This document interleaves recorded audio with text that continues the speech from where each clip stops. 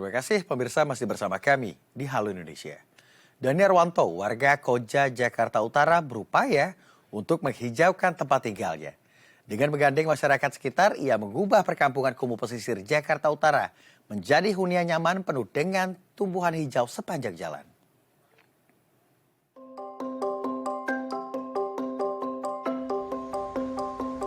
Dahulu, salah satu sudut di kawasan Koja, Jakarta Utara kerap dilanda banjir dan dekat dengan kawasan hitam yang kini berubah menjadi Masjid Raya Islamic Center.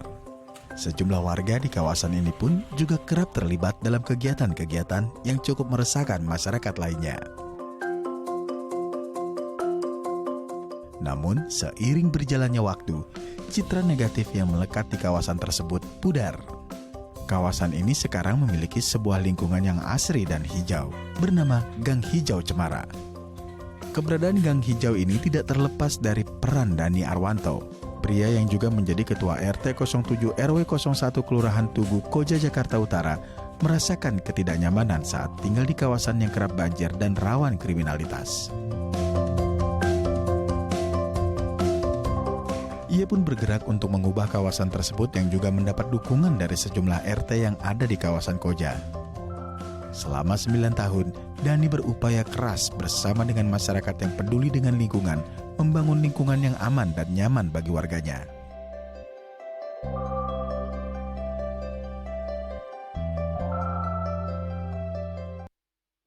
Untuk membahasnya lebih lanjut, kami telah terhubung langsung dengan Dani Arwanto, seorang aktivis lingkungan.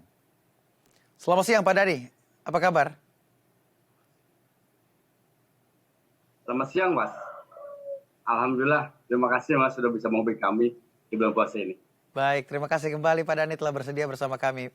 Pak Dani, ini seperti yang tadi disampaikan begitu ya, stigma di kampung Anda begitu syarat dengan kriminalitas dan juga jadi langganan banjir. Nah setelah itu Anda membuat gerakan begitu yang peduli akan lingkungan. Ini mengapa Anda berniat untuk menghapus stigma ini? Maaf tadi suaranya agak kurang bagus sinyalnya Mas ya. Putus-putus. Baik. Pak Dani, lalu mengapa Anda melakukan aktivitas yang peduli terhadap lingkungan? Kami beraktivitas sejak tahun 2013. Oke. 2013. Alhamdulillah sampai saat ini kita bisa bergerak dan bisa dirasakan manfaatnya sama warga sekitar.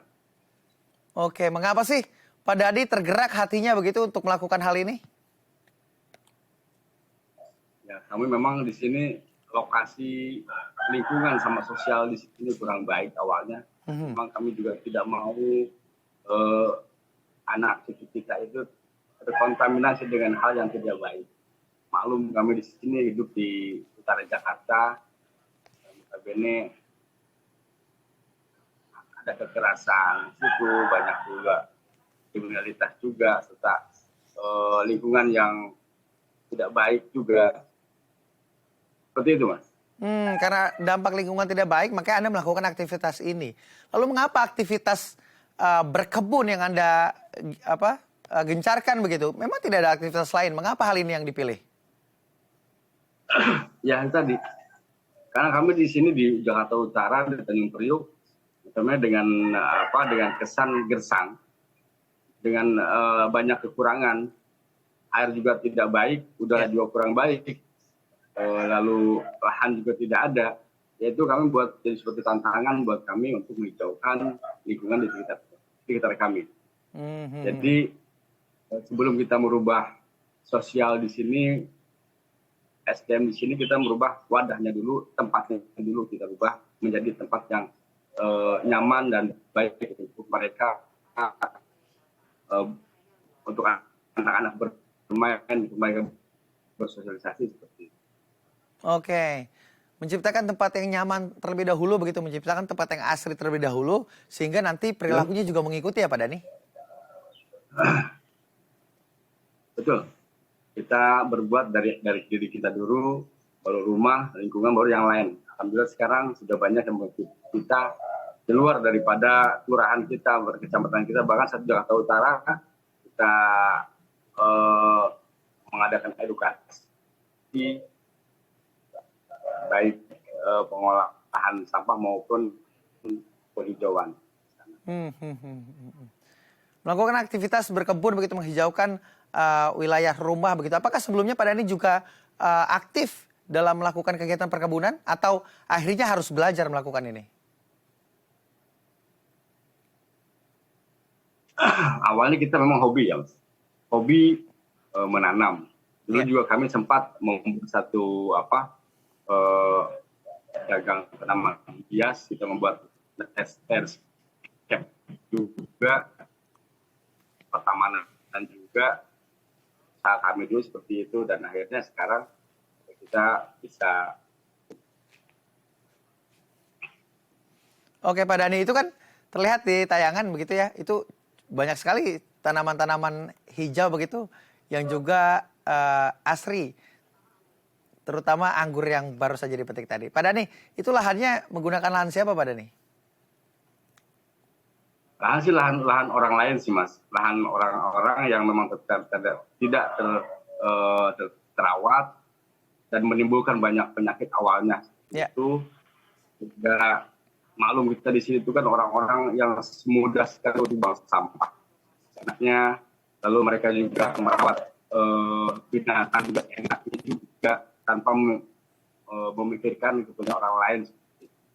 Dan alhamdulillah kami dengan teman-teman dari Karang Taruna sama masyarakat sini sudah merubah mindset mereka dengan penghijauan yang lebih terarah lagi, dan bisa mudah-mudahan ke depannya menjadi satu ketahanan pangan untuk mereka yang di sini. Awalnya ingin melawan stigma begitu, menciptakan lingkungan yang asri agar perilaku masyarakat juga mengikuti, tapi juga berpikir tentang pemanfaatan lahan yang tidak terpakai dan juga ketahanan pangan. Nah, saya semakin penasaran juga sama kebun di dalamnya. Ini menggunakan sistem perkebunan apa, Pak Dhani? Tapi jangan dijawab terlebih dahulu, Pak Dhani, karena kita akan break terlebih dahulu. Pemirsa juga jangan kemana-mana, tetap di Halo Indonesia.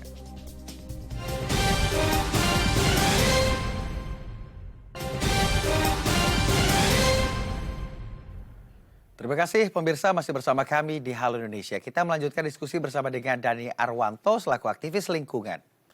Pak Dhani, melanjutkan perbincangan tadi Pak Dhani. Ini luar biasa sekali ya, berniat untuk melawan stigma kriminal, menciptakan lingkungan yang asri dan juga memanfaatkan lahan yang tidak terpakai. Selain itu, menyediakan ketahanan pangan bagi warga. Nah, Pak Dhani, saya ingin bertanya langsung, kebun ini menggunakan sistem perkebunan apa Pak Dhani? Kami menggunakan sistem perkebunan organik, ada hidroponik, lalu multimenaponik juga bisa ada di sini.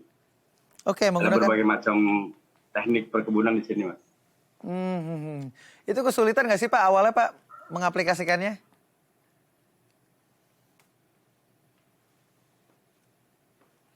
Pak Dhani? Ya sangat kesulitan, memang awalnya kita berkegiatan penghijauan. Ya, Mas. Memang awalnya kita hanya penghijauan biasa. Lalu kita sekarang sudah masuk ke pertanian hidroponik yang diajarkan sama pemerintah sendiri. Karena di sini program ada di sini kami bentuknya kolaborasi kerja yang melibatkan semua unsur dari beberapa SKPD, baik Sudin Lingkungan Hidup, Sudin KPKP, Sudin Kesehatan, Pendidikan, lalu ada beberapa pengusaha yang ada di sini. Kita merekrut semua untuk sama-sama menunjang membangun wilayah lingkungan seperti yang lebih baik lagi.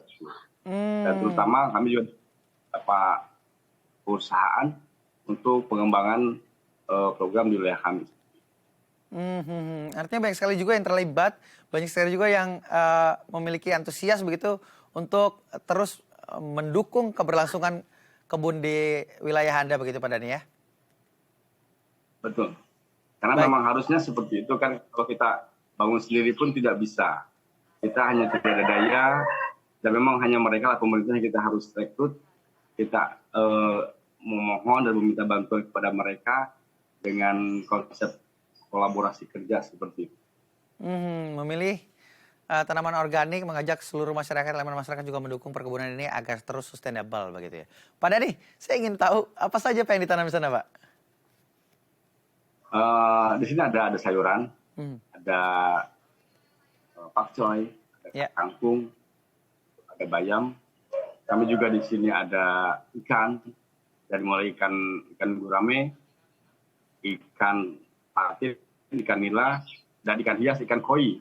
Ya memang notabene ikan koi itu sangat rentan terhadap air, tapi kami merawat air dengan baik untuk keberlangsungan merawat ikan koi tadi.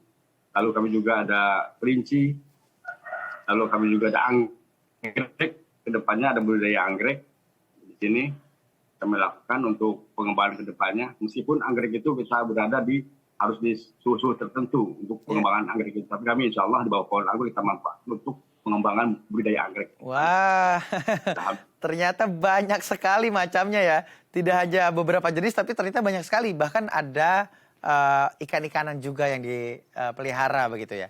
Pak Dhani, ini kan menggunakan teknik pertanian organik begitu. Ini kesulitan nggak sih Pak bikin pupuknya, bikin pestisidanya. Terus siapa saja yang diberdayakan untuk merawat ini semua? Untuk pupuk ya kami buat sendiri sih ya kan. Kami pupuk kita buat sendiri. Kami memanfaatkan SDM itu dengan lahan, dengan sampah-sampah yang kami kelola di sini. Sampah organik dari sampah daripada warga kita kumpulkan dan dikelola untuk pupuk kita tadi. Pak Dhani, ini kan seperti yang tadi. Ya, silakan. Itu bisa kami jual di manfaat. Silakan Pak Dhani. Ya, kami juga buat pupuk dari sampah organik.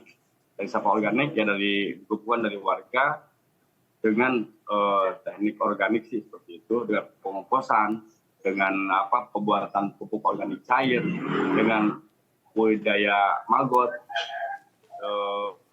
Kami bisa olah sampah organik dengan seperti itu. Berarti tidak hanya mementingkan hasilnya saja Pak Dhani ya, tapi prosesnya menggunakan teknik organik, pertanian organik begitu sehingga juga menjaga lingkungan tetap asri. Pak Dhani, ini kan banyak sekali ya tanamannya ya. Ini hasilnya nanti dikemanakan Pak Dhani? Ya, selain kami konsumsi, kami juga di sini kami punya PAUD gratis ya kan. Untuk dari program pendidikan kami punya PAUD gratis dan mereka hanya membayar iuran per bulan 2 kilo sebulan. Dan memang mereka itu bukan hanya mengeluarkan uang tapi mendapatkan uang yang belajar di sini. Dan alhamdulillah sampai saat ini kami sudah mengelola hampir mengeluarkan 5 angkatan Green PAUD kami yang kelola di sini. 5 tahun sudah kami lakukan di sini. Wah, berhasil berarti ya menciptakan lumbung pangan yang sehat, yang aman juga untuk generasi-generasi di wilayah Anda. Nah, melakukan aktivitas ini yang panjang begitu ya, memiliki visi yang tinggi dan juga mimpi-mimpi tentunya untuk menciptakan lingkungan yang aman dan nyaman begitu. Nyangka nggak Pak, sekarang mendapat penghargaan Kalpataru. Gimana perasaannya? Mungkin itu ya kan di luar prediksi saya gitu ya. Tidak menyangka juga bisa diperhatikan dengan penghargaan seperti yang di luar sana itu orang-orang hebat semua. Dan kami mungkin ya hanya beberapa saja dibanding mereka gitu. Tapi ya mungkin ya Allah lebih paham dengan hal seperti itu. Karena itu dengan Kalpataru ini kami bukan hanya simbol yang kami lakukan, yang kami pandang, tapi makna dari Kalpataru itu sendiri yang saya lihat seperti itu. Jadi satu juta manfaat dan memang seperti itu. Oke, berawal dari langkah kecil menjadi langkah besar begitu ya, sehingga menciptakan perubahan dan akhirnya mendapatkan sebuah penghargaan. Lalu bagaimana ketika mendapatkan penghargaan ini? Apakah mimpi-mimpi selanjutnya seorang Pak Dhani begitu menciptakan perkebunan atau untuk menciptakan wilayah yang aman dan nyaman bagi generasi-generasi muda ini semakin tinggi? Ataukah ini menjadi suatu kepuasan yang bisa dinikmati sendiri begitu Pak Dhani? Justru ini mulai sih Mas, baru mulai kita hanya banyak mimpi ya kan, karena memang ketika ada pengelolaan lahan, pengolahan kampung menjadi satu kampung yang tidak mungkin apalagi jadi kampung wisata gitu kan, tapi harus kita berpikir kuat untuk mengelola tempat itu dengan melibatkan banyak orang di sini dengan sistem ya gotong royong, lalu di sini juga sport-sport yang kita ke depan seperti itu sih, ingin membuat satu tempat wisata di tengah-tengah padat penduduk dengan berbagai macam sport dan kuliner, lalu ada pengolahan sampah dan beberapa kreativitas serta tampilan yang ditampilkan di sini serta edukasi lingkungan dan pertanian di tempat kami. Baik, ada edukasi, ada pemerhatian lingkungan dan juga peduli akan generasi selanjutnya. Pak Dhani, terakhir Pak Dhani, apa mimpi Anda ke depan? Kami ingin menularkan serta mewariskan beberapa keinginan ya kan, menjaga lingkungan yang lebih luas lagi, mencetak beberapa aktivis lingkungan yang baik. Karena kalau bukan kita, siapa lagi yang akan memelihara bumi ini lebih hijau serta asri. Baik. Nah, memang krisis pangan yang ke depan itu mudah-mudahan kita bisa menghandle semuanya. Baik, Pak Dhani, aktivis lingkungan yang ingin merubah stigma negatif begitu ya, menciptakan lingkungan yang asri, melakukan kegiatan perkebunan dan juga ingin menciptakan lumbung pangan yang sehat bagi generasi muda. Terima kasih Pak Dhani telah berbagi bersama kami di Halo Indonesia, sangat menginspirasi. Selamat beraktivitas. Mas ya, terima kasih sama-sama Mas. Pemirsa, usai jeda kita akan melihat upaya menjaga warisan kampung adat Cirenda. Informasinya usai jeda, tetap di Halo Indonesia.